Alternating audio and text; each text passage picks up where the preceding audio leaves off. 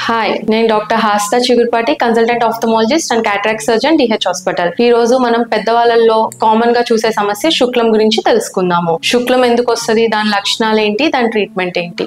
శుక్లం మనకి అందరికీ కూడా కంటిలో పుట్టుకతో ఒక అద్దం అనేది వస్తుంది. ఆ అద్దం వయసు రీత్యా కొద్ది మార్పులు చెందడం వల్ల శుక్లం కింద మారుద్ది. శుక్లం ఉంది అంటే ఏంటి, మనం ఎలా తెలుసుకుంటాము, దాని లక్షణాలు ఏంటి అంటే చూపు మసకబారడం, ఒక వస్తువు రెండు కింద కనపడడం, ఎండ కిరణాల వైపు చూస్తే కాంతివంతంగా ఎక్కువగా కనపడడం, దాని వైపు ఎక్కువ చూడలేకపోవడం, రంగు మాసిపోయినట్టుగా కనపడడం, రాత్రి పూట బండి తోలడం కష్టమైనా కూడా అదొక సమస్య అన్నమాట. శుక్లం వచ్చింది అని మనం తెలుసుకోవాలి. దీనికి ట్రీట్మెంట్ ఏమిటి? ట్రీట్మెంట్ ఏం లేదు, దీనికల్లా ఆపరేషన్ మాత్రమే ఉంది ప్రస్తుతానికి. కంటిలో ఉన్న శుక్లం వచ్చిన అద్దాన్ని తీసి గాజు అద్దం అమర్చుతాము. శస్త్రచికిత్స ద్వారా, ఫేకో సర్జరీ ద్వారా శుక్లంని తీసి గాజు అద్దం వేస్తాము. తర్వాత మీకు తగ్గట్టుగా అద్దాలు ఇవ్వడం జరుగుతుంది. Thank you.